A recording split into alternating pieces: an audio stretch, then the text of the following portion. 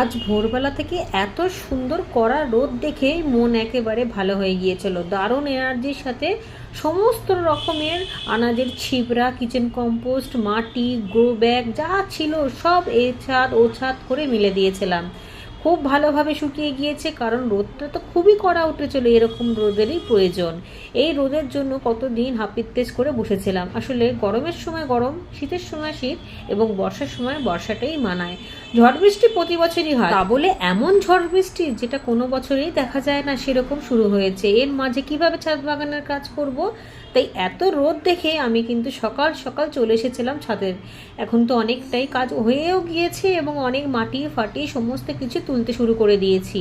আগে এই ছাদটা পরিষ্কার করলাম, তারপরে যাব ওপরের ছাদটা। গ্রো ব্যাগগুলোর সমস্ত ছিবড়া দিয়ে অর্ধেকটা ভরে দিয়েছি। এই ছিবড়াগুলোও কিন্তু ওপরের ছাদে ভালো করে শুকনো করে নিয়েছিলাম। এবার এই গ্রো ব্যাগগুলো যেহেতু হালকা হালকা রয়েছে, তাই ওপরে নিয়ে আসবো। কিচেন কম্পোস্টটাও আমি রোদ খাওয়াতে নিয়ে এসেছিলাম। কিচেন কম্পোস্টটা প্রায় 1-2 ঘন্টা রোদ খাইয়ে নিয়েছি। এবার এর মধ্যে অল্প অল্প করে কিচেন কম্পোস্ট দিয়ে ব্যাগগুলোকে ভরাট করে দেবো।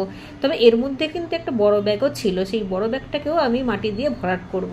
আর এই 12 ইঞ্চি গ্রো ব্যাগগুলোর মধ্যে একেবারে অল্প অল্প মাটি দেবো, কারণ ছিবড়াটা রয়েছে অনেকটা। অল্প মাটি দেবো, পরে পরে এর মধ্যে যখন গাছগুলো বড় হবে তখন তো সবজির খোসা আমি দিতেই থাকবো। তাতে করেই ব্যাগটা ভরে যাবে, গাছ সঠিক পুষ্টি পেয়ে যাবে এবং এখানে যেরকমই আমি সবজি বসাই না কেন সেটা খুবই ভালো হবে। দেখুন অল্প মাটির মধ্যেই কত সুন্দর ব্যাগগুলো ভরাট হয়ে যায়। এইভাবেই গাছ করি।